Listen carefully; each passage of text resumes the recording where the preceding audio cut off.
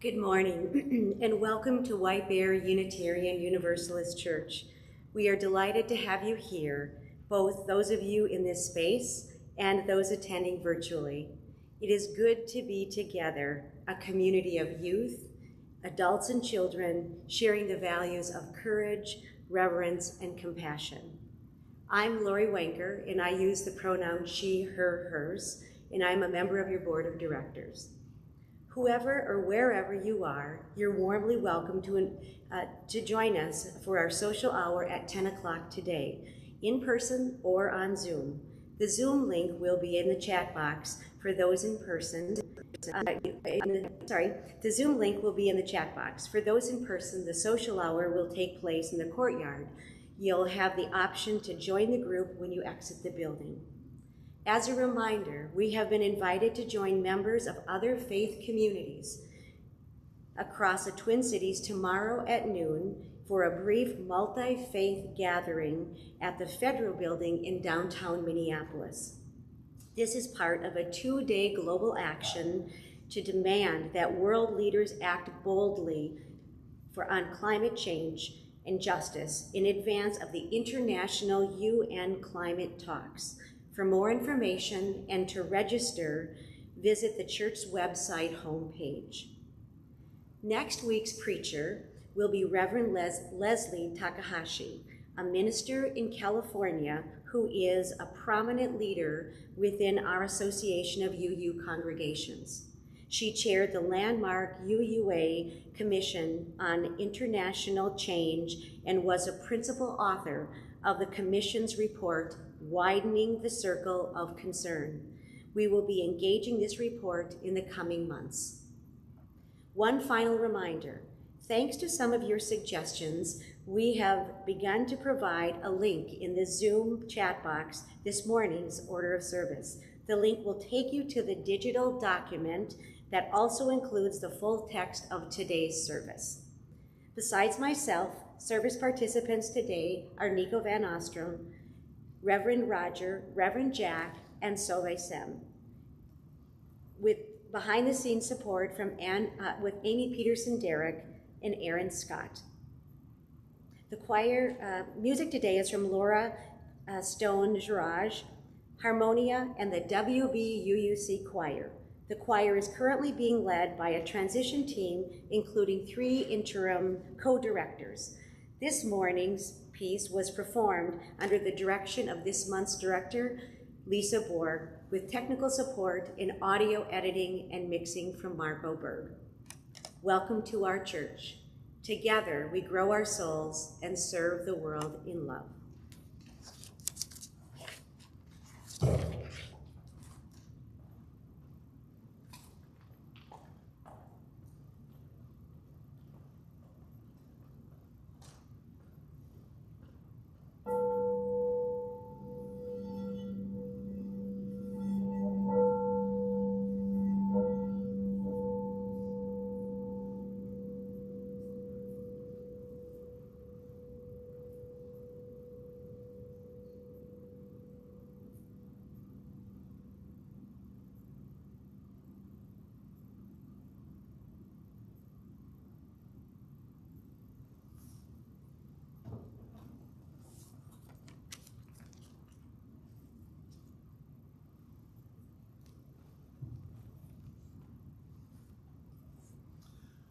Come in.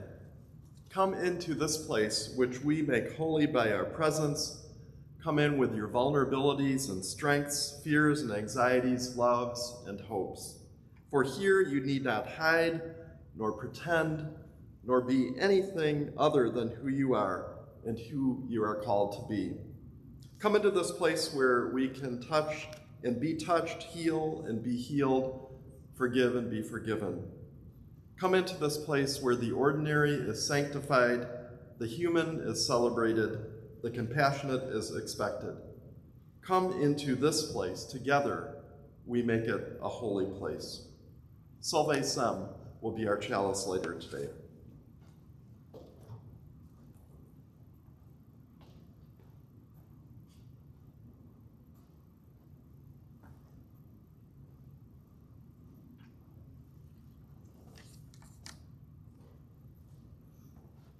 Good morning. Victoria was my fourth minister in the time I've been with this church. I was also on a search committee that resulted in the part-time choir director, Thaxter Cuneo. And from that time, since every other choir member can see over me, I have stood directly in front of him with each performance. For me, Carol's giving voice to the Spirit was one of the best gifts I could have. So I do miss them terribly. Yet this congregation's covenant has been a gift we've given to each other several times before. In the early 90s, we parted with a minister, started a search for a second minister, and quickly changed our expansion plans to buy this church, knowing, as pledge director, knowing that we could pay the bills for this place for about a year or a few months longer. We had to grow to stay here and grow quickly. And we did that together. The UUA search process gives us an opportunity to assess our community right now and for the future. What do we treasure here?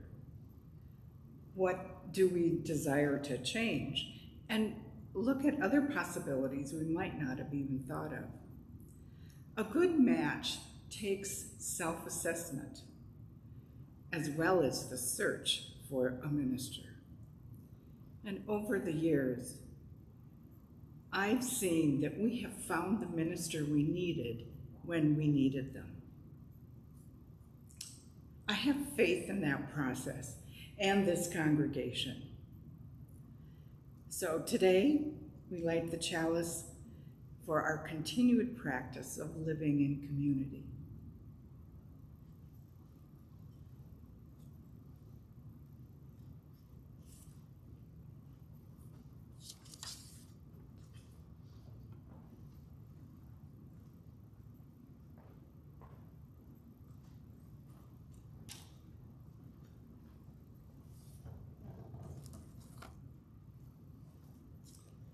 And I invite you to join in the opening words of covenant, and you'll see those in your order of service. Love is the spirit of this church, and service is its law. This is our great covenant, to dwell together in peace, to seek the truth in love, and to help one another. And I invite you now to rise in body or in spirit, wherever you are, and at home join in singing. Here, we invite you to hum along with Break Not the Circle, number 323.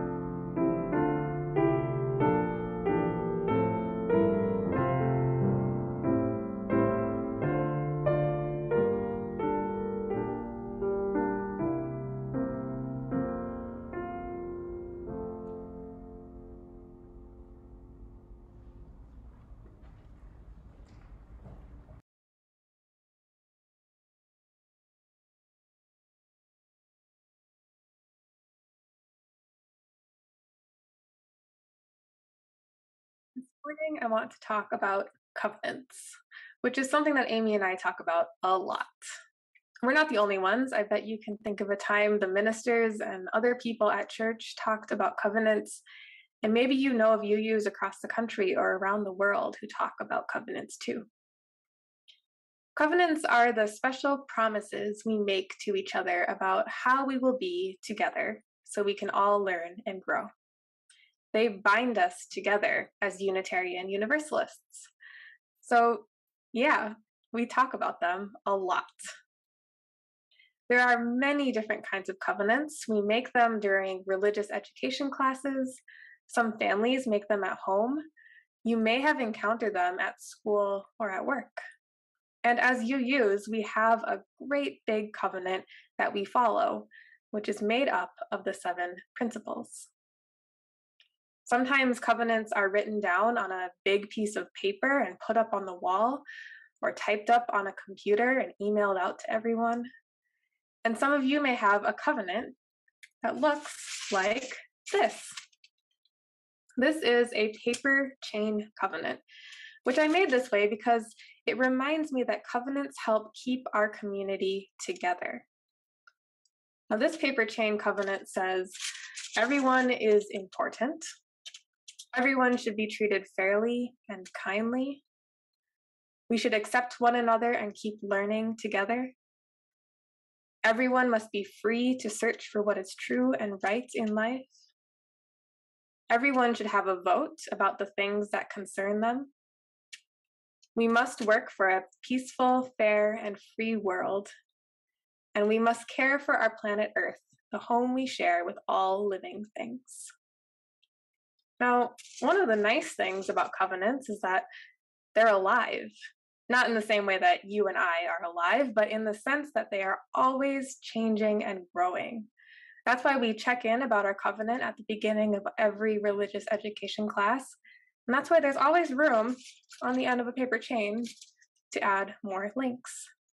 In fact, I'm going to add one right now. This is the proposed 8th principle, which isn't officially part of our UU covenant right now, but many UUs have chosen to follow it anyway. This link says, we work together for beloved community and against racism and oppression. There's room for it right on the end.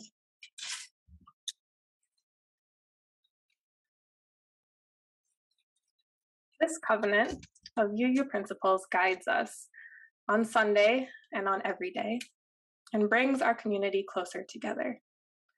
I'm going to keep this paper chain right here on my altar to help me remember that our covenants connect us no matter where we are.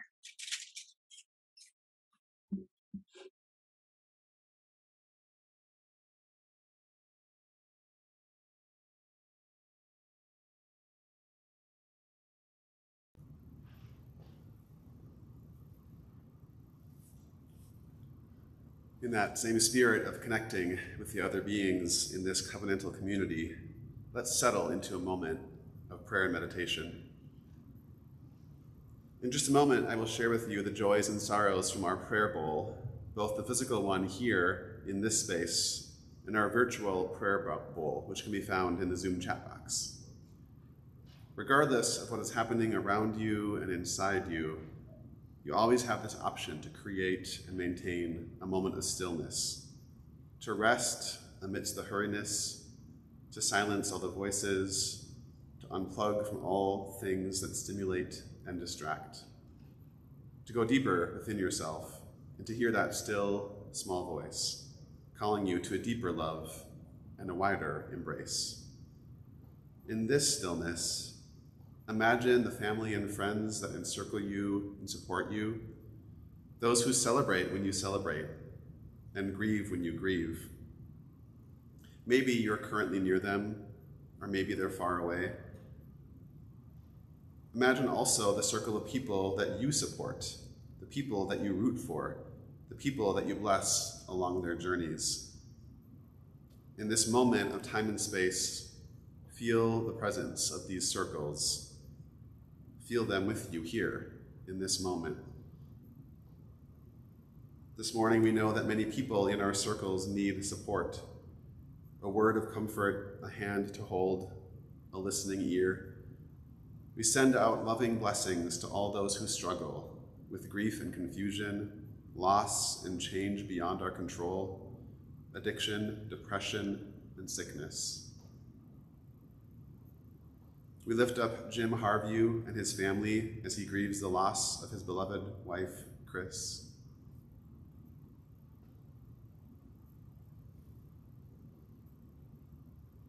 And now, into the stillness and out of it, we name out loud the names of those we are holding in tenderness and care.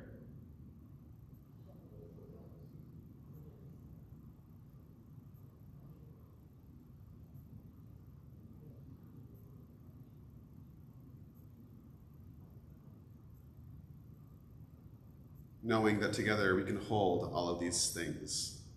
Blessed be, and amen.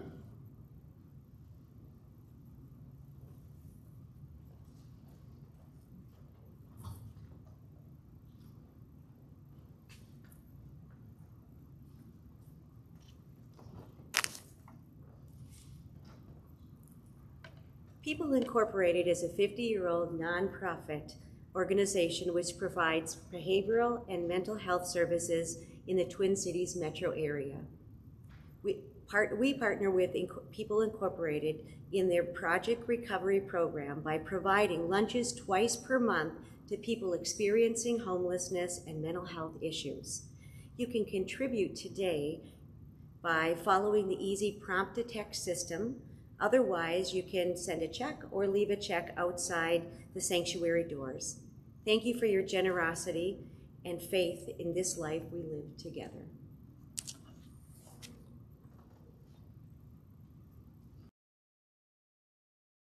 In these hard times there will always be singing in these hard times. In these hard times there will always be singing in these hard times. In these hard times there will always be singing in these hard times. In these hard times there will always be singing in these hard times. In these hard times there will always be singing in these hard times. In these hard times there will always be singing in these hard times. In these hard times there will always be singing in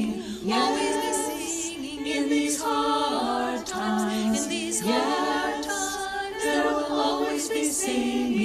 there will always be singing in these hard times. In these hard times there will always be singing in these hard times. In these hard times there will always be singing in these hard times.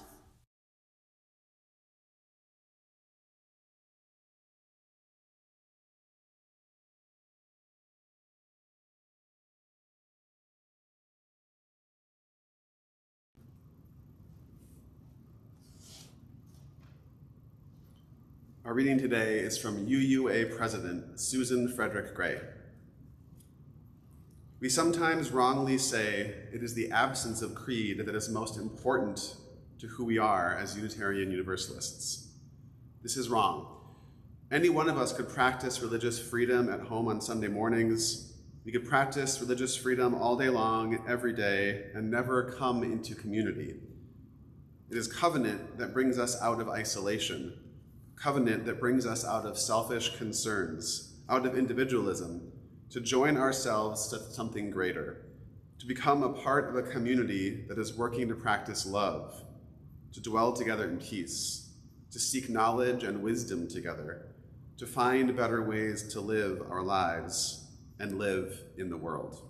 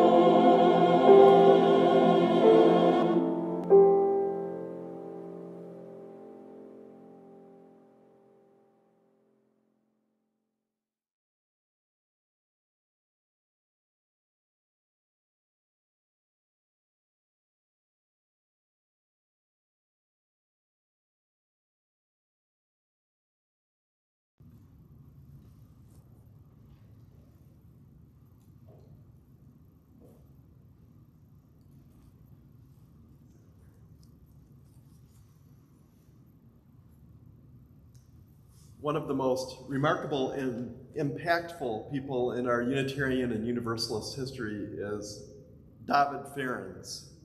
Francis David is how we've anglicized his name. David Farrens lived in Transylvania in the 1500s. He was raised Catholic and became a priest as a young adult. He then joined the Reformation and quickly became the chief pastor in the capital city of Kolishvar. Then he became a Calvinist and became bishop of the Calvinist Church. And still he was not settled in his beliefs. He came to believe that Jesus was fully human, not divine, and so he came to be an anti-Trinitarian and founded a new religion in Transylvania, Unitarianism. And he was elected the first bishop of the Unitarian Church. So around that time in Transylvania, King John Sigismund got tired of the people in the land fighting each other about religion and sometimes killing each other. He wanted to find a peaceful way for people to interact about religion, and so he called for a leader from each of the main four denominations, Catholic, Lutheran, Calvinist, and Unitarian, to debate one another. And so these leaders gathered, and for 10 days, starting at 5 a.m. every day, they debated. This took place in the city of Torda, and the representative of the Unitarian Church was David Farrens. As Unitarians tell it anyway, David clearly won the debate. And in fact, the king, King John, converted to Unitarianism, becoming the one and only Unitarian monarch in world history. Just like his mother, Queen Isabella, King John was wise, and so he resisted the urge to make Unitarianism the state religion, and also then to persecute the other religions. It helped that Transylvania was ultimately under the control of the Ottoman Empire, the Muslim Ottoman Empire, which was remarkably committed to religious pluralism. So instead of making Unitarianism the state religion and persecuting the others, he issued the Edict of Torda, which granted religious freedom to all of these Christian denominations. Eventually, King John died, and the next king restored Catholicism as the state religion. He issued a new law that said that the other Protestant denominations could exist, but there could be no further theological development or innovation. They were frozen in time. Well, David, always wanting to redefine his beliefs, refused to follow this law. Shortly after the law was made, he decided that he would no longer invoke Christ in prayers because Christ conveys that Jesus was divine. That was a big deal in those days. So for violating the law, he was thrown in prison, and he died not so long later in a lonely, cold prison cell. So we Unitarian Universalists love to tell the story of David Farrens and King John and the Edict of Torda. It's such a heroic story about the beginnings of our faith, and it really underscores the commitment to religious freedom that was baked into the DNA of our faith. Often we tell it in a cartoonish way.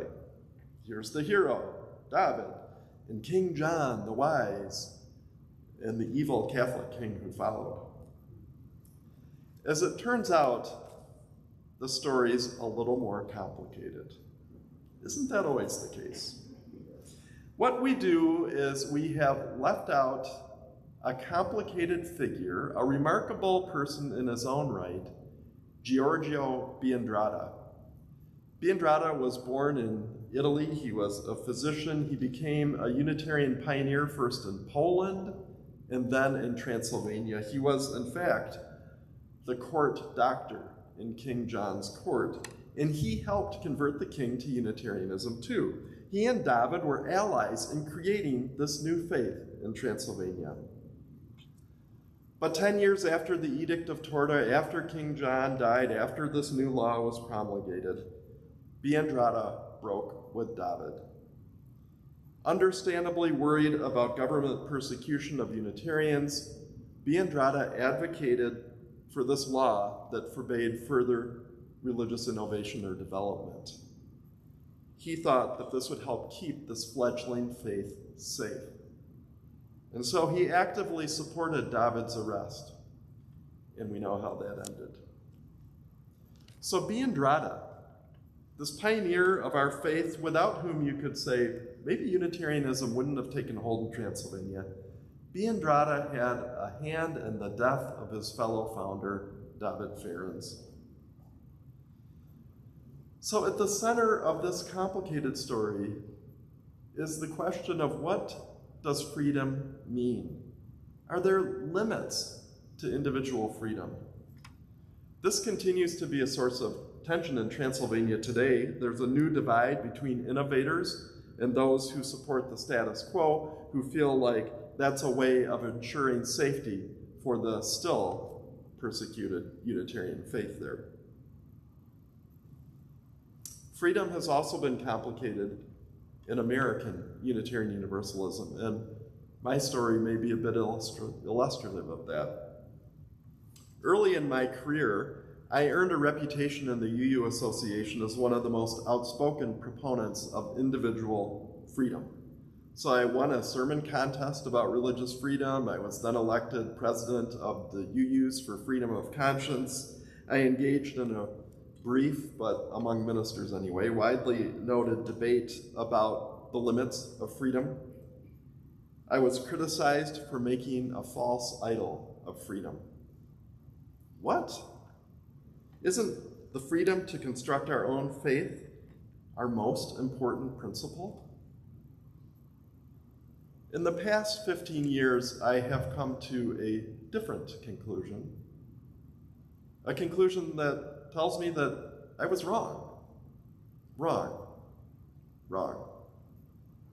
And at its core, my mistake was a profound misunderstanding of freedom. I confused freedom for individual license. I believe that because of the primacy of individual freedom, every UU has a categorical right to believe whatever they want. So really, does this mean that as a Unitarian Universalist, I have a right to believe in white supremacy? Does this mean as a UU that I have a right to believe that I have no responsibility to care about those who are impoverished or suffering or oppressed?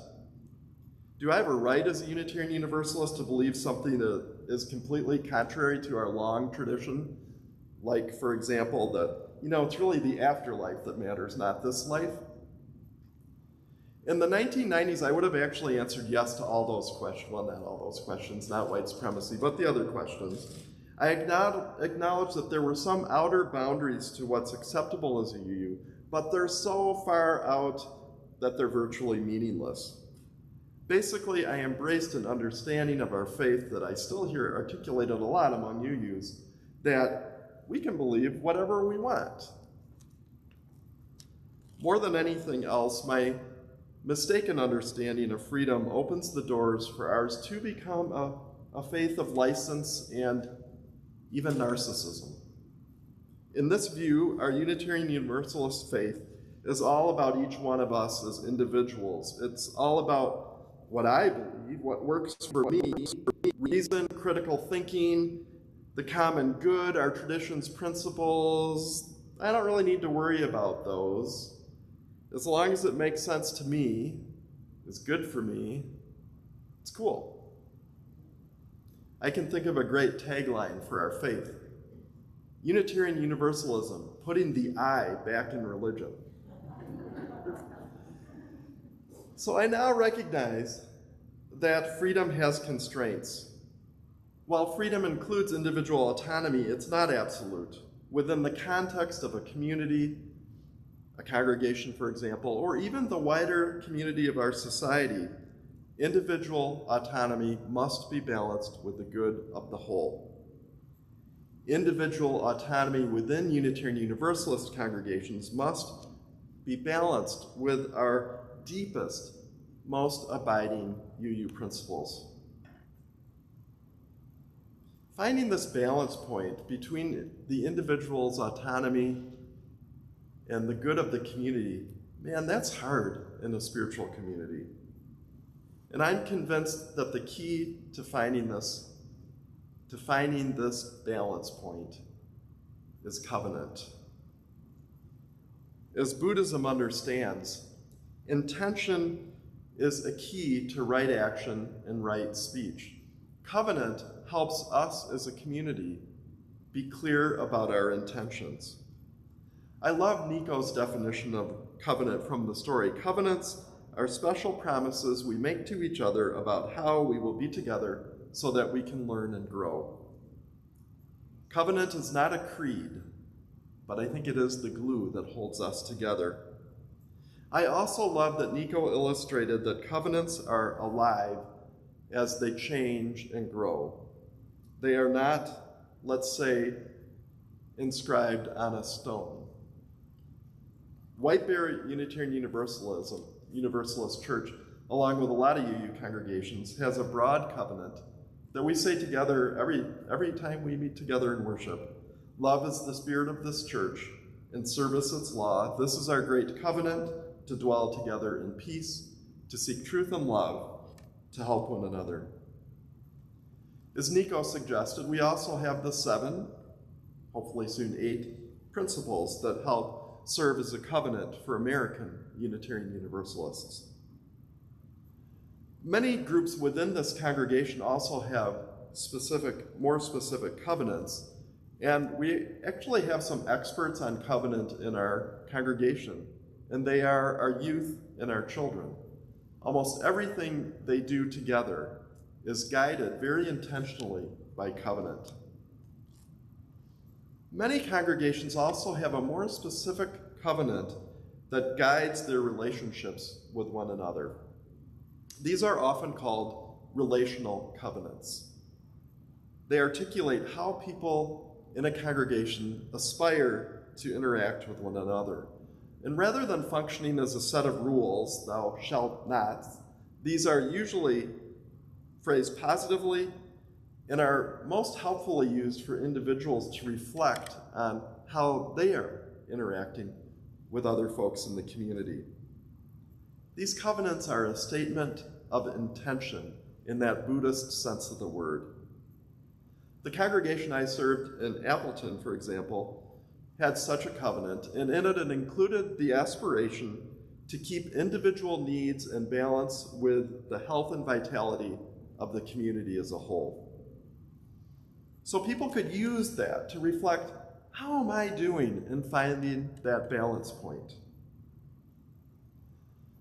Reverend Victoria Safford and the White Bear UU board here began a process of creating, or at least thinking about, a relational covenant in the last year.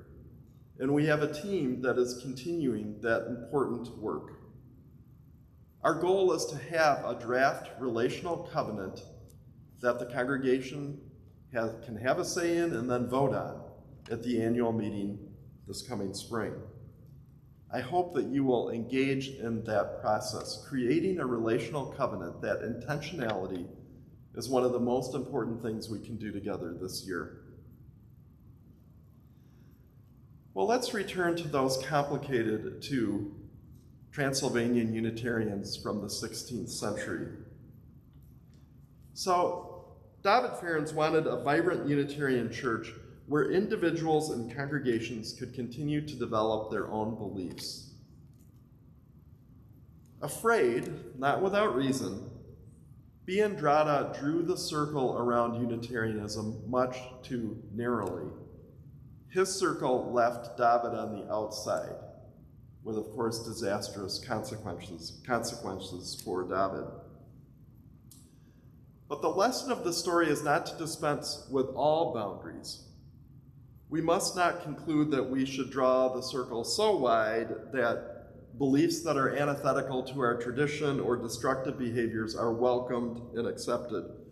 Rather, I think the lesson is to find that sweet spot, that place where individuals, as well as the congregation's individuals freely join, are vibrant and alive and balanced between the individual needs and the good of the whole. Together, I believe this congregation can find that sweet spot as we work on creating a relational covenant.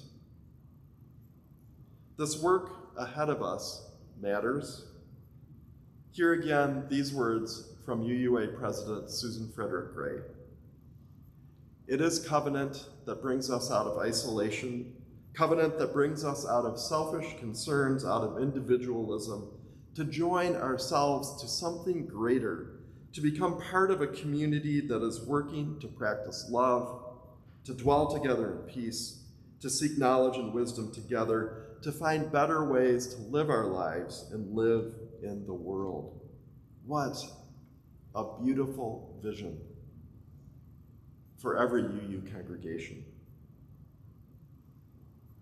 I hope we can help that vision come alive here even stronger in the days ahead.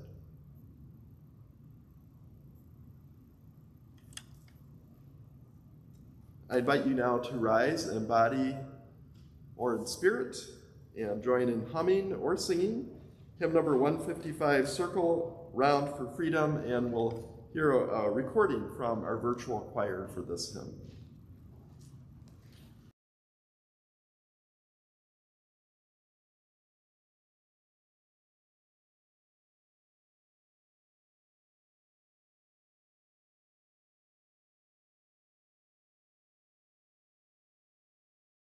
Circle round for freedom, circle round for peace, for all of us imprisoned, circle for release, circle for the planet, circle for each soul, for the children of our children, keep the circle whole. Circle round for freedom, circle round for peace, for all of us imprisoned, circle for release, circle for the planet, circle for each soul, for the children of our children, keep the circle whole.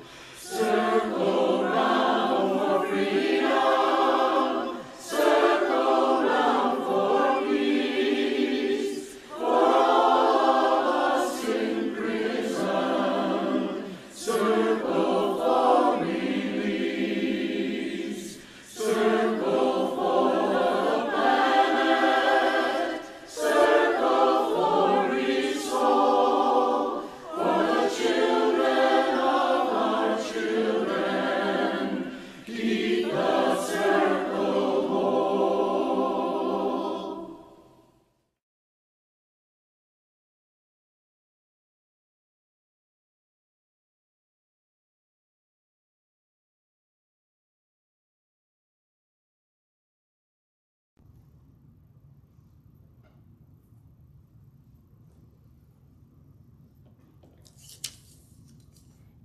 As always, feel free to join us for social hour in the courtyard after this morning's posting. When you arrive, you will be assigned a random small group. For now, please join me in the closing words. May peace dwell within our hearts and understanding in our minds. May courage steel our will and love of truth forever guide us.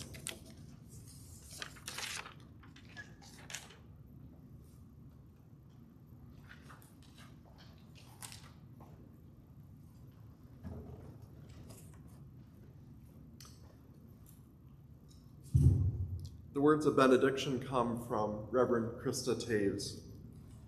It is our work shared with each other in covenant that creates and sustains this beloved community.